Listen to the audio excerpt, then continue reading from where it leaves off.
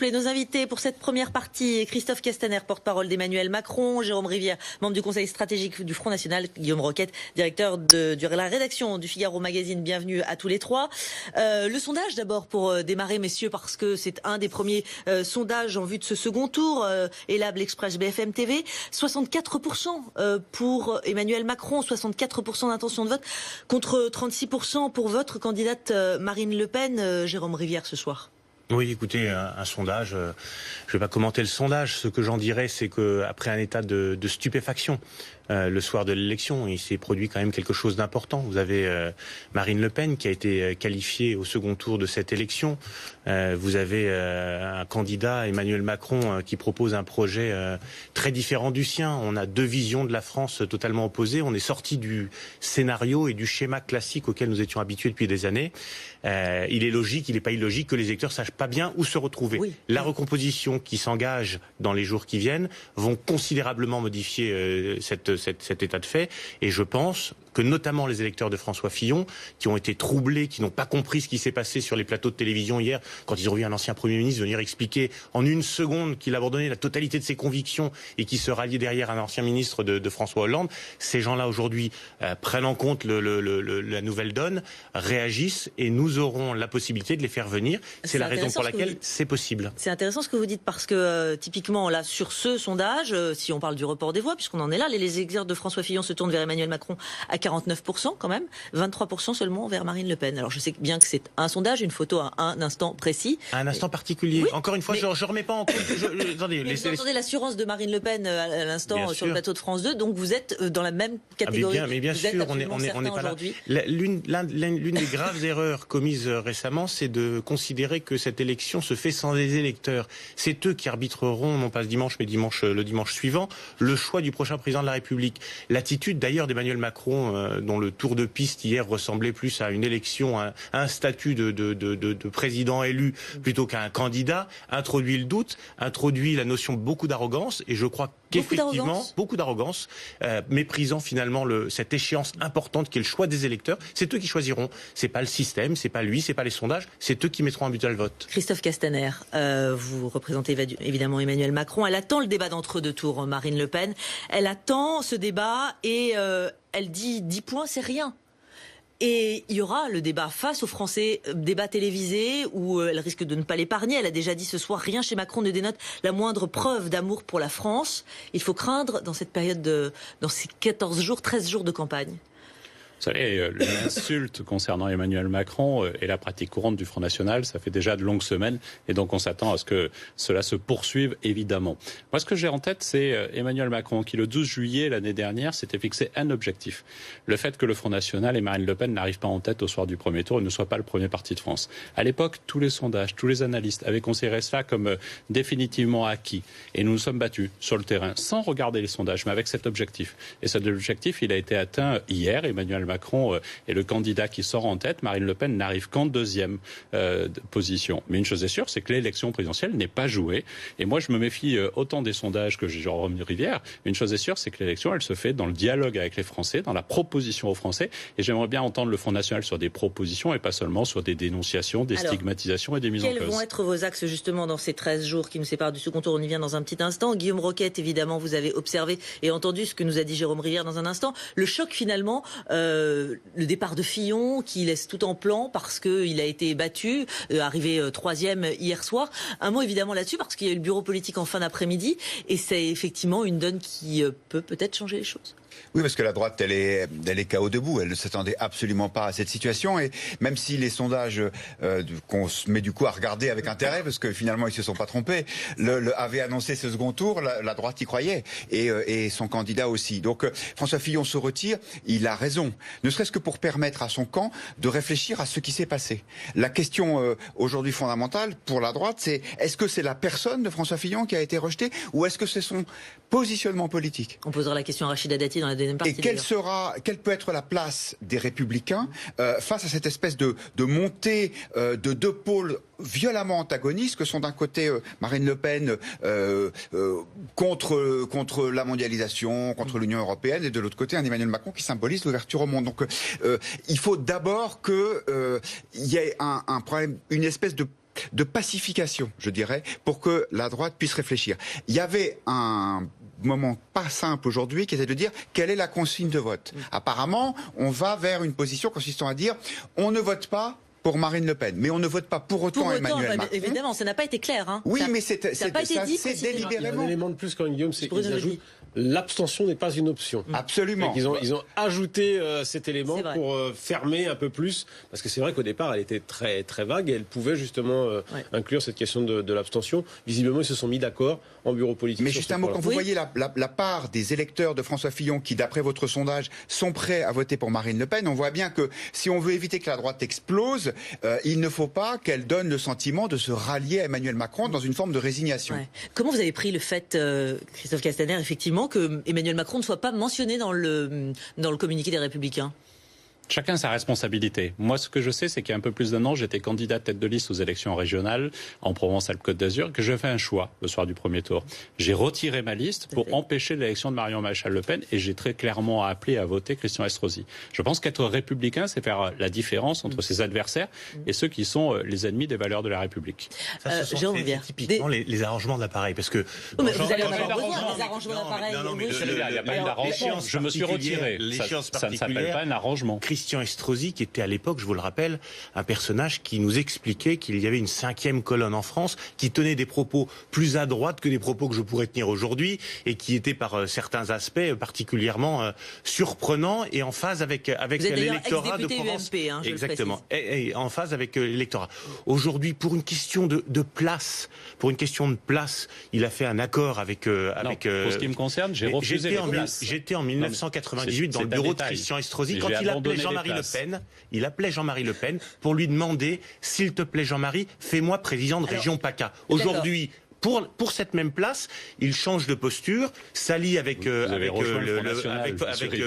non, j'ai pas rejoint le Front National, je suis dans la campagne de Marine Le Pen. Aujourd'hui, et au moins c'est clair, les choses sont transparentes. Et je suis candidat soutenu par le Front National. Je suis mais c'est clair, au moins j'assume pleinement les choses. Christian Estrosi ne l'a pas fait, et vous-même, dans un arrangement avec lui, pas d'arrangement. Vous lui avez donné une position, et aujourd'hui il va bien falloir faire des arrangements. Comment vous allez appeler ça alors? Parce qu'il va vous falloir. Nous allons parler de fond, exactement. Vous allez parler de fond parce que vos réserves de voix, pardon, la question elle s'impose forcément puisqu'on est à 13 jours maintenant du second tour. Comment vous allez faire dans ces 13 jours? Où sont vos réserves de voix? Nos réserves de voix sont effectivement chez les électeurs de François Fillon qui, lorsqu'ils ont voté François Fillon, ont voté pour le candidat qui utilisait les mêmes mots, la même thématique que Marine Le Pen. Il nous a parlé de patriotisme, il a parlé d'Europe des nations, il n'a pas jamais parlé de l'Union européenne. Il a tenté de se mettre dans une posture qu'avait tenté d'incarner un moment Nicolas Sarkozy pour leur faire croire qu'il était capable de mener cette politique. Derrière, je n'imagine pas une seule seconde, en particulier dans notre région, ces électeurs qui ont voté François Fillon, mettre un bulletin de vote pour Emmanuel Macron. Ces gens-là ont des convictions. Ces gens-là ont le sentiment que la France est abandonnée. Ils ne veulent plus d'une France ouverte à la mondialisation. Ils ne veulent plus d'immigration massive. Et ces gens-là entendront les choses et voteront, je l'espère, je le souhaite, pour Marine Le Pen. Guillaume Roquette, Bruno Jeudi, ils ne mettront pas un bulletin pour Emmanuel Macron, les Républicains qui ont... On peut pas dire ils, parce que toute la difficulté du problème pour les Républicains, c'est que ils doivent à la fois être le parti de Nathalie Kosciusko-Morizet et de Sens commun.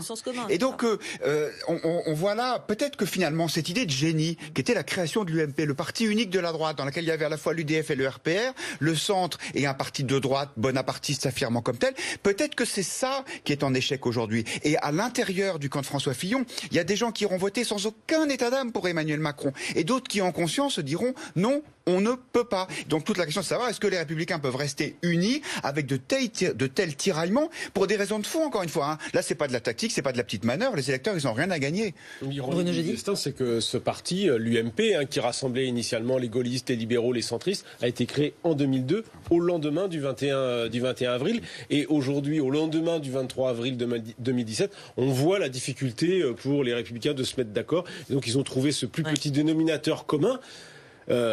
hier soir, au QG de François Fillon, il fallait simplement entendre les militants très divisés sur la question. Et on le voit d'ailleurs dans les reports de voix. L'étude ELAB montre qu'il y a quand même un volant non négligeable d'électeurs qui veulent aller chez Marine Le Pen, d'autres vers l'abstention et une large partie quand même, vers M. Macron. Alors justement, Christophe Castaner, s'il gagne Emmanuel Macron dimanche dans 15 jours, est-ce qu'il pourra gouverner dans sa majorité avec des personnalités, on vient d'en parler, des personnalités de la droite? Et depuis le début de cette campagne, nous sommes pour le rassemblement et pour dépasser les partis politiques, les vieux partis politiques qui, on l'a vu hier, ont montré toutes leurs limites. Et donc, il y a des gens qui viennent de la droite, de l'UDI, du MoDem, mais aussi des Républicains qui ont rejoint Emmanuel Macron, d'autres du Parti Socialiste, j'en fais partie. Et donc, nous voulons poursuivre ce rassemblement et cet élargissement-là sans aucune hésitation. Ce que nous voulons, c'est dépasser les partis politiques et sortir de ce vieux jeu qui est déjà repris tout de suite par les Républicains qui rentrent dans la discussion législative, le Parti Socialiste aussi. Les Français n'en veulent plus. Donc, je vais un peu plus loin dans ma question. Un Premier ministre, les Républicains, ce serait une possibilité? Mais une personnalité, peu importe qu'elle soit des Républicains ou pas, une personnalité qui vient de la droite a parfaitement sa place aux manettes auprès d'Emmanuel Macron. Je vais encore un petit peu plus loin parce qu'évidemment, on est à 15 jours de l'échéance, moins que ça encore.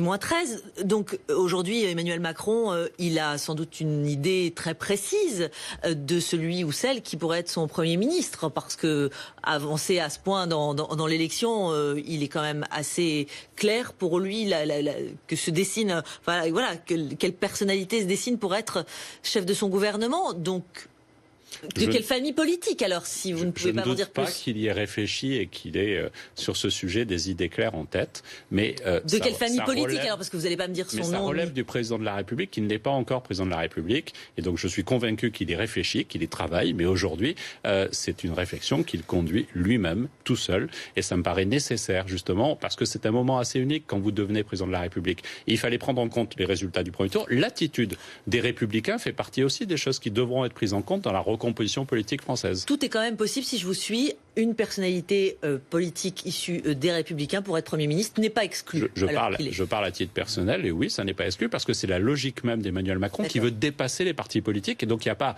un badge supplémentaire pour ceux qui viendraient d'un autre parti.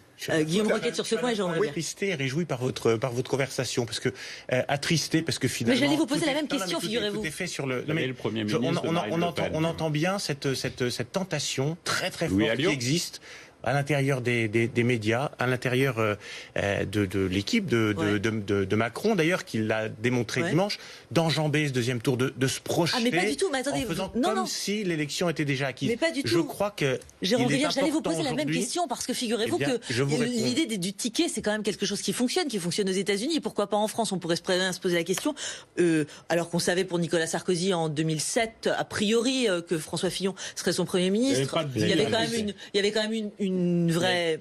Il tenait l'accord, disons. Il l'a vraiment dit plus tôt lorsqu'il s'est engagé dans la primaire où là, on avait quand même une idée précise pour Jean-Marc Ayrault également, pour François Hollande. Pourquoi est-ce qu'on n'aurait pas le droit d'avoir une idée plus précise du futur Premier ministre? Et qui serait-il pour Marine Le Pen? Parce que justement, très simplement, le Premier ministre est issu du résultat de l'élection, de la campagne de cette élection présidentielle, et que la façon dont se déroule le deuxième tour est un élément clé de l'élection du président de la République. En tout cas, ce que vous savez, c'est que Marine Le Pen l'a affirmé, ce ne sera pas quelqu'un issu du Front National. Guillaume Roquette, regardez, pas issu du Front National pour un Premier ministre de Marine Le Pen, potentiellement issu des Républicains ou pas pour Emmanuel Macron. Oui, ça montre bien l'ampleur du séisme qui a eu lieu hier, où dès lors que les deux principaux partis qui structuraient en tout cas la vie politique française depuis un demi-siècle ne sont pas au second tour, ni le Parti Socialiste, ni les Républicains, tout est possible. C'est presque surréaliste la conversation qu'on vient d'avoir sur le Premier ministre possible d'Emmanuel Macron, parce que c'est à la fois le génie et la limite du système Macron.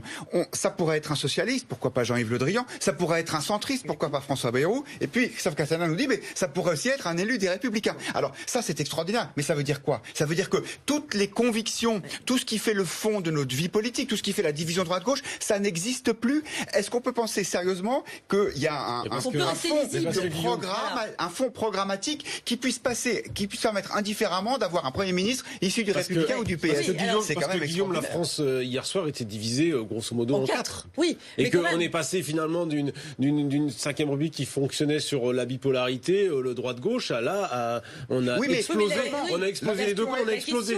On a la France du non qui avait 2 candidats hier soir et la France du oui qui avait 2 candidats. Donc il y a plein de clivages qui sont apparus. Eh bien et ça, qui sont plus seulement mais si je suis votre raisonnement, la France du non, la France du oui, c'est-à-dire qu'en fait, en gros, on est en train de rejouer 2005, le référendum constitutionnel pour ou contre l'Europe. Mais il y a eu en 2005 des socialistes et des gens de droite qui votaient oui, mais est-ce que pour autant c'est suffisant pour les faire rentrer dans une même majorité? C'est cette question-là, moi, que je me pose sur la politique d'immigration, la politique économique. Ça me paraît compliqué.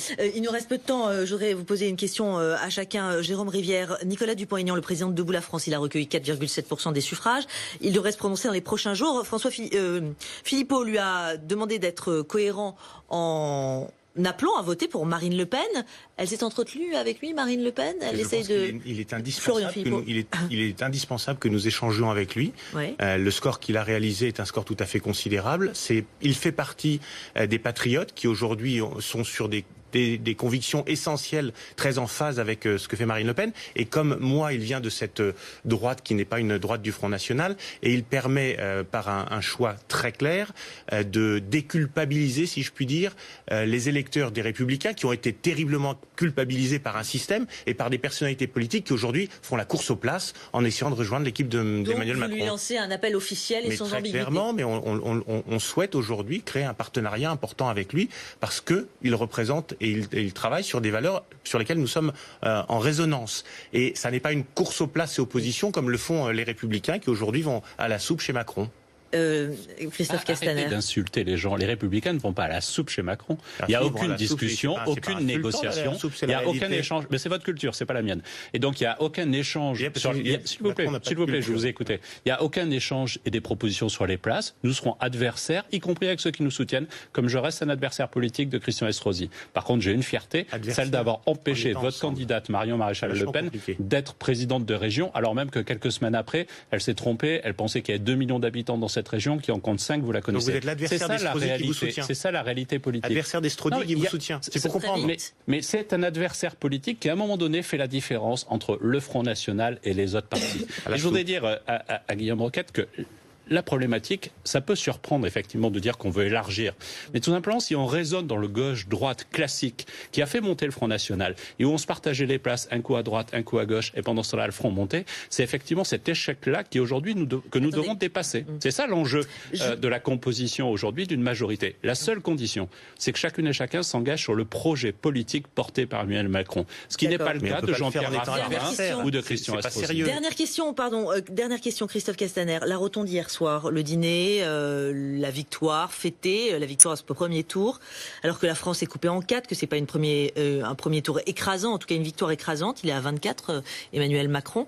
Il y a des regrets dans votre camp pour avoir eu ce... Hier soir, Emmanuel Macron a mangé dans un restaurant classique. Pas tout seul. Une brasserie marseillaise, une brasserie parisienne. J'ai un tropisme provençal. Une brasserie parisienne avec sa famille, ses proches et ceux qui ont bossé sur cette campagne. Très grande famille, beaucoup de proches. C'est un petit Fouquet's. Non, c'est pas un Fouquet's. Je ne sais pas où vous avez dîné, Monsieur Rivière, mais vous avez dû dîner hier soir. Donc Emmanuel Macron a pris l'initiative. Mais il a dîné avec celles et ceux qui ont fait sa campagne. Il n'y avait aucun des financiers.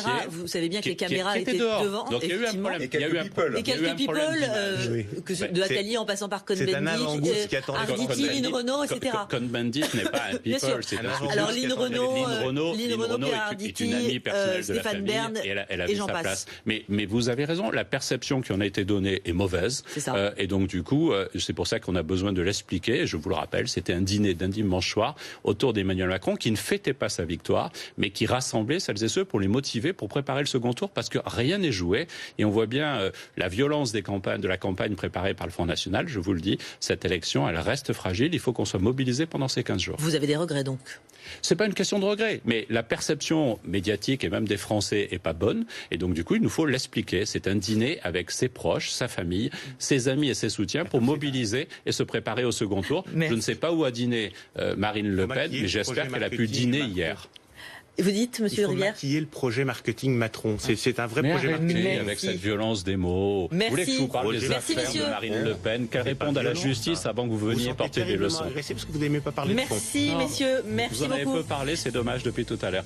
Et vous n'avez pas Merci. justifié par ailleurs les 117 milliards d'euros de dépenses supplémentaires Voilà. que vous annoncez. Voilà, C'est ça pas de s'arrêtera comme l'immigration ainsi. immense. De toute façon, on vous mettra pas d'accord. Christophe Castaner, Jérôme Rivière, Guillaume Roquette. Merci beaucoup, Bruno Jeudi. À tout de suite dans la deuxième partie avec Rachida Dati.